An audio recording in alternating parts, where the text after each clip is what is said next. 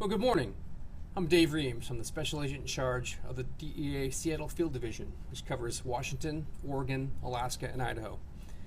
I'm glad to appear today with our partners at the United States Attorney's Office for the Western District of Washington, Homeland Security Investigations, and the Northwest High-Intensity Drug Trafficking Area as we highlight our fine work of our team in Operation LY, which culminated with a series of seizures, arrests, and search warrants this month. DEA Tacoma and our partners have been investigating the Sinaloa Cartel affiliated drug trafficking group for almost 2 years. This case started with undercover DEA agents buying relatively small quantities of methamphetamine and fentanyl from Tacoma area dealers. The subsequent investigation led to 2 federal wiretaps, and investigators followed this and other evidence to California, Arizona, Utah, and further up the chain to Sinaloa Cartel. Investigators identified 2 brothers from Sinaloa, Mexico, Rosario Abel Joaquin Camargo Banuelos and Francisco Fernando Camargo Banuelos, as the leaders of this drug trafficking organization. From their base in Sinaloa, both these men directed this group that dealt death and despair in our community. This is what we expect of the Sinaloa Cartel, which is why DEA is putting every resource at our disposal towards ending the reign of drug terror in the Pacific Northwest and around the country. This Sinaloa Cartel affiliated group trafficked an extremely large quantity of drugs. In this case, we seized 484 pounds of methamphetamine, 30 pounds of cocaine, 8 pounds of heroin, over 217,000 fentanyl pills, and 197,000 pounds of powder fentanyl. The 269 pounds of fentanyl pills and powder seized in this case could have yielded a staggering 6.9 million lethal doses. This could have killed every person in every community in the Puget Sound region. The Sinaloa Cartel peddles this poison for one reason: to make money. In this case, we hit them where it hurt. This team seized over $650,000 in cash that this group generated while ruining countless lives in our communities. Not only did this group present a danger in our area through drug trafficking, but they also were well armed and a threat to public safety. Drugs and guns go together, and this group had an arsenal at their disposal. Our team seized 21 firearms from members of this group during the course of the investigation, 11 of which came during the search warrants that occurred earlier this month. The Sinaloa Cartel is a designated foreign terrorist organization. They're responsible for supplying groups like this, distributing large quantities of drugs around the world. The Sinaloa Cartel also manufactures, as well as distributes, fentanyl and methamphetamine. DEA and our partners around the world are focusing all our efforts on breaking the Sinaloa Cartel with arrests and seizures everywhere. They're one of the most dangerous threats on the planet to the health and safety of our communities, and I hope that this operation is a step towards the removal of this threat from our homes. Thank you. Now, Acting United States Attorney T. Miller. Good morning. This was a lengthy and wide-ranging investigation of a cartel-connected drug trafficking organization distributing dangerous drugs in the Western District of Washington. The drug ring was organized and controlled from Mexico, as Agent Reams explained. The ring used U.S. citizens and individuals who were here illegally to spread drugs from Lacey to Whidbey Island. During the arrests and searches that just took place, in addition to large quantities of drugs and money, the agents seized 11 firearms. Earlier in the investigation, they seized even larger quantities of drugs, including a shipment in October of 2023 that found 95 kilograms of methamphetamine and 41 kilograms of fentanyl powder. Some of these shipments were so large they were brought here in semi-trucks. Some of the firearms were seized from defendants who were prohibited from possessing them, either because they were aliens or because they had prior felonies. The indictment charges not just the drug conspiracy and other drug charges, but illegal firearms possession and also instances of using a firearm during and in relation to a drug trafficking crime. We charge these firearms offenses because combining narcotics, trafficking, and guns makes our communities much less safe. We will work with our counterparts in the Department of Justice's Office of International Affairs to hold those named in the indictment and not yet brought into custody to trial. Thank you.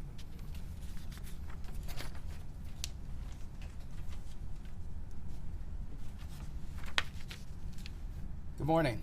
My name is Colin Jackson, and I'm the Acting Special Agent in charge for Homeland Security Investigations here in Seattle. As you just heard from my colleagues, this case targeted a cartel-connected drug trafficking organization. The group was responsible for moving significant quantities of narcotics into the country and up the West Coast for distribution in our area. This transnational criminal organization not only infected our community with its illicit drugs, but also guns and the potential violence inherent with their business. This case is a prime example of what can be accomplished when federal and local law enforcement agencies work together towards a common goal. Thanks to the hard work of the agents and officers involved in this case, members of this cartel-connected organization have been taken off the street and will be held to account for their actions. I am confident that the Pacific Northwest is safer as a result of the arrest we're announcing today. HSI stands proudly with the DEA and the other members of our law enforcement community to eliminate the scourge of cartels and transnational criminal organizations from the United States.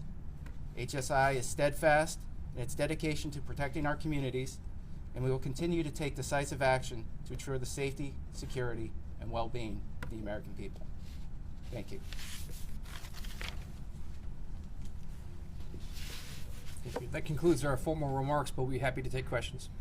How did they get the drugs across the border? In this investigation, largely it's across the land border in California and Arizona. In vehicles? What kind of vehicles? And why were they not detected at the border, do you think? In many different ways, in passenger cars as well as commercial trucks. Is it your understanding that the semi-truck drivers knew what they were hauling, or were they using legitimate forms of transport and the drivers were just incidentally bringing the drugs across? Were the drivers charged? Okay, so the drivers did know. Typically, that's how it works. The driver, there is a cover load. There is additional legitimate cargo in a truck that's bringing drugs, and the drugs are secreted within, almost always with the knowledge of the drivers. Is it fair to offer any details about these coordinated takedowns, like how they went down, where they went down, anything like that? The biggest one happened in early August here in the Seattle area, and it was a coordinated takedown with it was 11 different locations with 11 different tactical teams. It was a very large undertaking, happened simultaneously here in town. Does the distinction that the Sinaloa Cartel is a designated foreign terrorist organization help in this case? That is relatively new, correct? The U.S. distinction? It is. I'd like the attorney to speak on the legal aspects. That's right. It is relatively recent that various cartels have been designated as foreign terrorist organizations, and that the difference that makes is there are additional available charges. We haven't at this point brought any such charges in this case, but obviously always look at those potential charges of material support in any of our investigations that are associated with the transnational drug organization. And does that expand powers on your end, having that distinction? It expands available charges, yes. I wanted to ask about President Trump's tariff policy to pressure Mexico to address the fentanyl coming over the border. Have you seen any changes or gotten any closer to these cartel heads because of these policies? I will say that we're being very successful in recent months in getting extraditions and arrests from Mexico. And then I recognize Mr. Jackson from Friday's press conference. Is there any overlap between that FBI-led bust and today, or is it just kind of coincidental timing in those two operations? It's just a coincidental time in those operations. You have 19 defendants, 13 in custody, 6 are being sought after. Are you looking for any more members connected to this cartel in Washington State?